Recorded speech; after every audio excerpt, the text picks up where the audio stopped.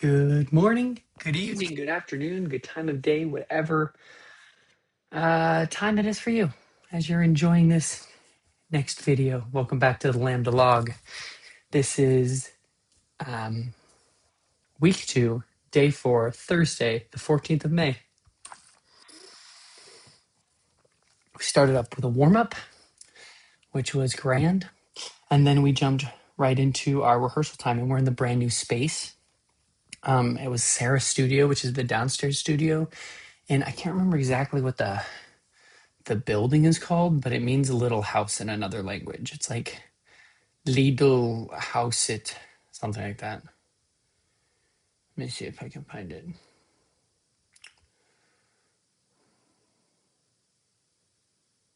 Yeah, Lidl house it, something like that. Can't find it. But I continue. So we are with Vicky again as our director and Jeremy as our vocal voice support.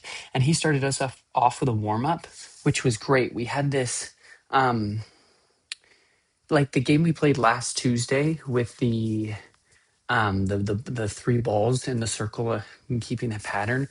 We did what Vicky called the PhD version of that. And we the first one, when we got in the circle, we just went name by name. So we didn't throw a ball or anything. We just looked at someone and said their name. So we had to remember who said our name and whose name we said. And then we did that a few times. And then we threw a ball without saying anything. So just the order of tossing the ball. And then lastly, we did walking to replace someone. So you have to think about who's saying your name and whose name you're going to say, who's throwing you the ball and who are you throwing the ball to, and then who is replacing you and who are you replacing in the circle. And so there was movement, there was throwing, and there's speaking, and it was delightful. So fun. That just like hits my ADHD and like the perfect amount of attention that I'm just like locked in. I'm like, ooh, it's good. Then we did this tribal song where we just sang like one syllable word and then we added on to it. Like I could go, ooh, and then somebody could go, ooh, ah, and then, ooh, and then like you add on and you keep going and going, like, ooh, ah, ah, ee. And then ooh, ah, ee, whatever it was, and then build up. And then once it gets to a point, anybody can like switch. But it was fun. I enjoyed it. I think you're supposed to do a single note and a single syllable vowel sounds. But then we got a list of greetings and questions, and we kind of threw those into the circle. I have them right here. Greetings such as, Madam, your ladyship's most humble servant. Sir, your servant. I hope your ladyship is in good health. The better for the service of so good a lady. Welcome, thou guardian angel of my liberty, and welcome, thou enemy of my repose. Where's my valet, or valet? Here, sir. Welcome to Litchfield, gentlemen. I thank thee, honest Boniface. How now, scrub? Sir, I won't be how-nowed by you. And then the questions. What did you marry me for? Can you bear the sight of me? What's law for a man and not for a woman? Is it possible that a man can be so insensible of the charms of a fine woman? Wherein do we agree? Must I be miserable because you are a brute? Are you a master or a man? What lady is that yonder that looks so like a queen? Yada yada. So many. And then some exclamations and oaths. Oh Gemini heavens, dear madam. Zounds, adsbud, death and hell. By this light upon my honour as I am a gentleman. Ha! How now? Aye. Look ye, sir. Sot, villain, thou dog, you blockhead, vixen, brute. Victoria, the devil, as the saying is. And so we took those sayings and we kind of threw them into the center and across to specific people. And then we did only the vowel sounds with the H at the beginning, like we did with his last class. And then we We passed the ball while saying the line and received with our response. And then don't let getting it right get in the way of your freedom as an actor. If these people do not speak, they do not live. Relish the words. Wit and words are so important. Most people skate over language. Actors need to swim through it. A Vicky line. A Vicky quote. I have a few of these. Another one is, there is nothing more paralyzing than trying to be good or right. We read Mrs. Solon and Dorinda's moment, I think is what this says, on page 49, Act 4, Scene 2. And we read the sentence, a sentence each going anti-clockwise, and added a snap on the most important word. And then we paired up with some text, and we raised our hands when we thought, with the same text, and we raised our hand when we thought we had won. So we were going back and forth on this, these sister-in-laws, talking about like whose lover or whose man is more loving. And then it's like, I won. And yeah, then two people got up and read, and the oh yeah, and so my partner and I, we got up and we read across from each other, and we did the exercise in person, and it was good. I don't think we totally got it. I think we were kind of just going. There's supposed to be like, I think, steps, which each time you take a you gain ground in the argument, you physicalize that. But I don't think we did that right. And then we just raised our hand at the end. There wasn't a specific line who we thought won. Then two people got up and they put there's in the studio, there's a bunch of these like little kind of heavy stools, bench stools. It's like a half bench. And as they gave each line, they had to move the stool. And then working with props and items takes you out of your head and into your body. Then we read the next section, phrase at a time, to the end of each full stop, and each punctuation at all, actually. So a dash, exclamation point, a period, a comma. And then we stopped at all the punctuation. And then we tried a snap. We snapped for a comma. We clapped for an exclamation point. We hit our lap for a period. We hit our chest and out for a question. And then we slid on our lap like that for a dash. And then we got ribbons, and we ran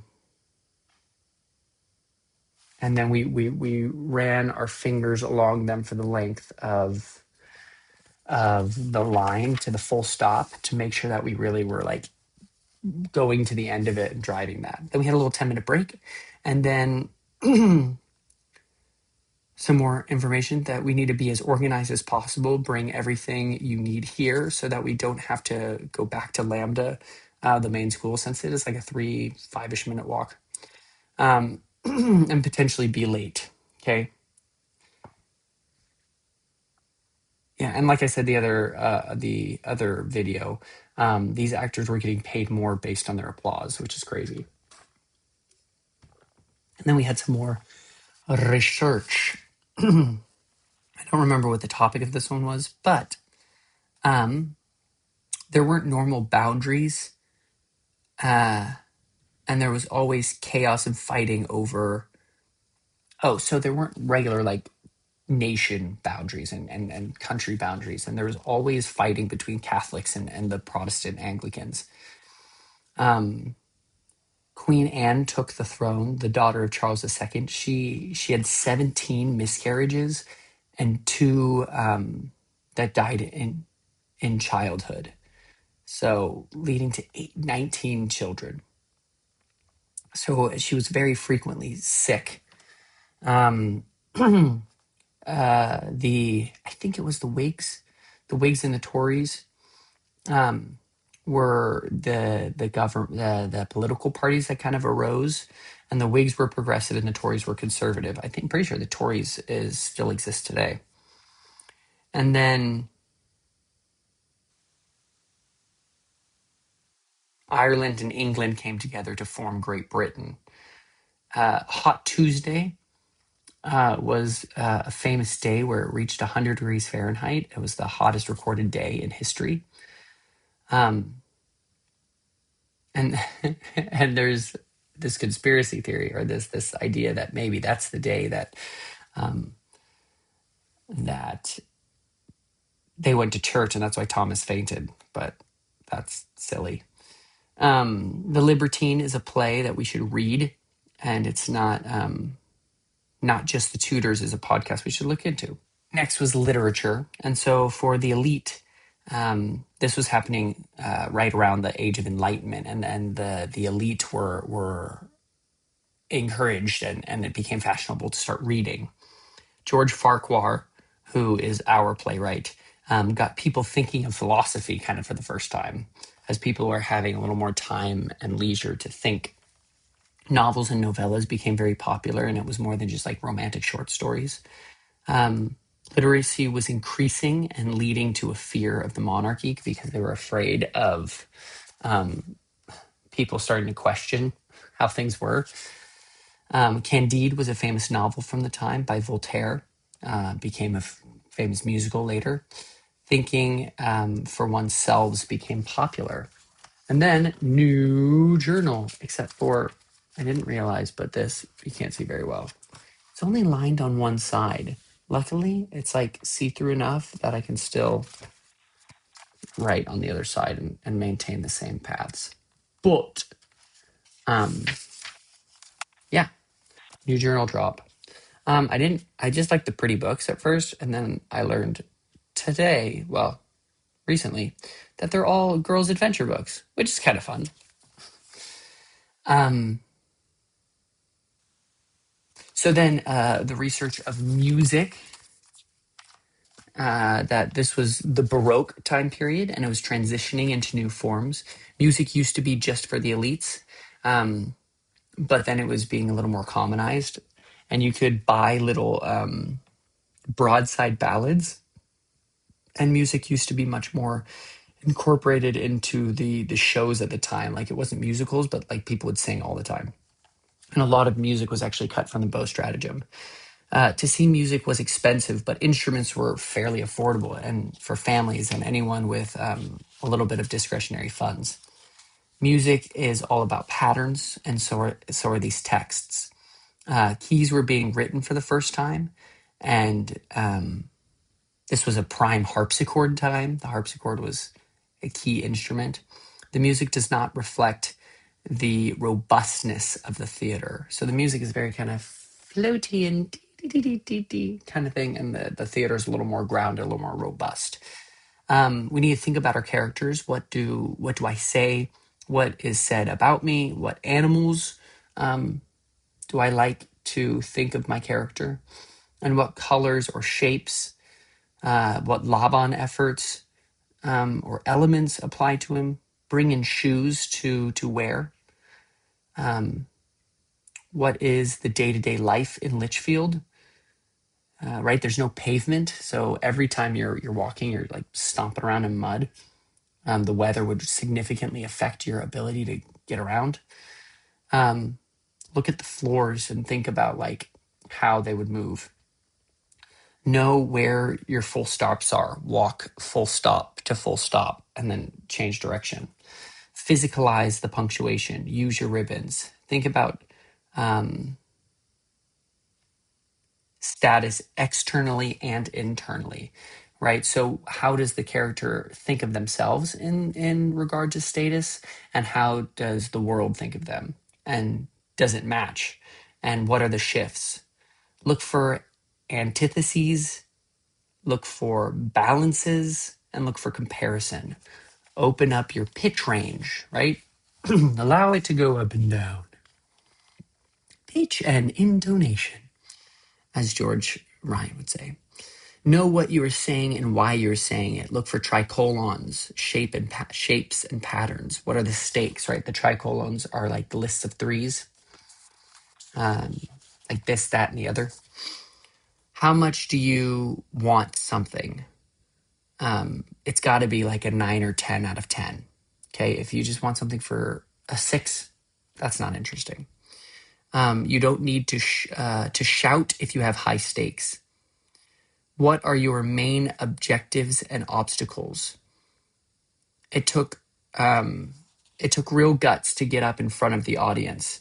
They were all lit, and so you could see everything and everyone because it was a social outing where people want to be seen at the theater as much as they want to see the theater. We did another activity where one volunteer goes away as we get some instruction, and they receive something as well. And so the first guy, he went out, and we were told that we can't stand this guy. We hate him as an actor, not just like his characters and stuff, but he's the worst. And he came out, we just booed him, and just spat insults and vitriol, and then he just kind of took it in and bowed and said thank you. In the genre, we need to be open. We need to be open instead of. We need to open up instead of shrink. And imagine an audience of 4,000 people, and how that would affect you. There's never enough time to do these sorts of plays, but we got to jump right in. So then we had lunch. When we got back from lunch, we did a little zip zap zoo, and then we entered. We did entering the space game again, and I went, and I was told that I was a country squire and I'd come to make my fortune, but I didn't know how to do anything. And so I came out, and I was just gonna be bold. And then the audience treated me like a modern rock star. And so, like, doing anything, they were just like so excited. I did a cartwheel, I freaked out. I came over, I like touched their hand, and I was like, I think I wasn't supposed to like break that fourth wall physical threshold that we talked about. But then I got up, and it was great.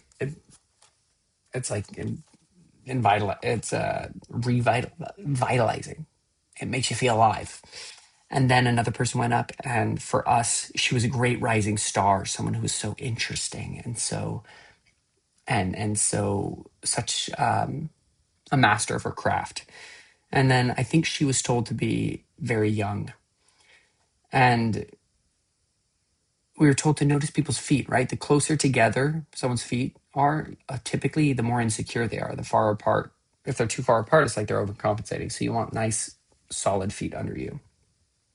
But that was fun because there was a lot of like shushing, like, wait, shh, like, what is she going to do? And it wasn't just constant yelling.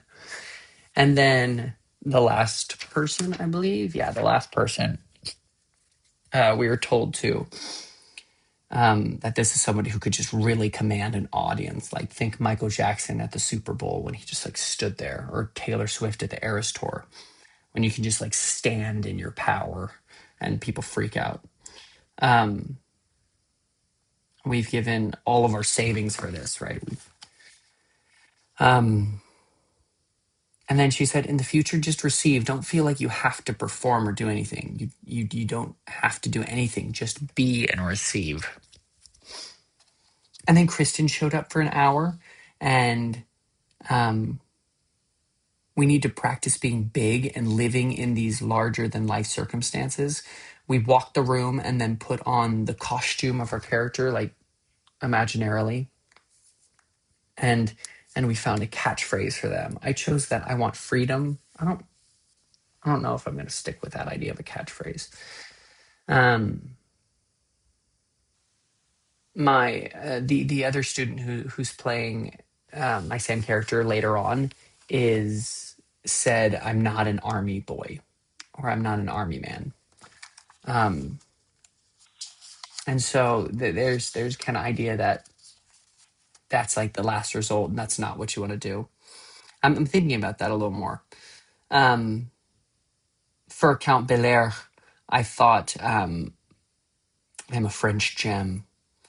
Not sure about that one yet either, but I am this not royal, but noble, wonderful Frenchman. Then we got an order by status. Amwell and Arthur are in the kind of smack dab in the middle, and then Count is near the top, even though he's a prisoner of war. I thought he would be like near the bottom, but since he's a count, he has a lot of status. And then we walked the space as if the floor was hot, and then as if we had champagne. We were champagne in a bottle, and then And so we had this bubbliness in us, and then we interacted with each other, and then we did champagne under custard. So we were bubbling, but it had this resistance to it. And then we added like custard pops, like when you're warming up custard.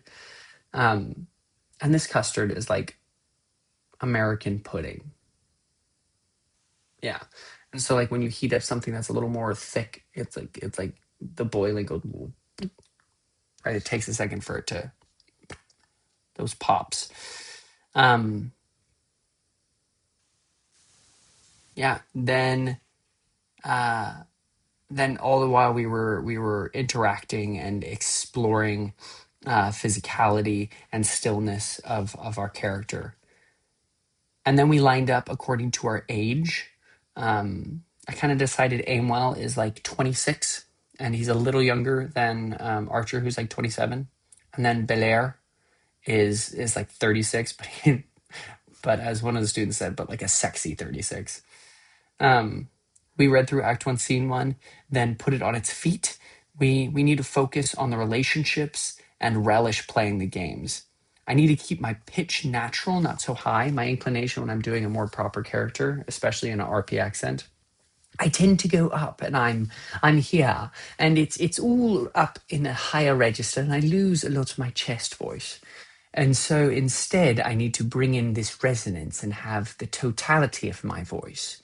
I don't need to be up here when I can be up here.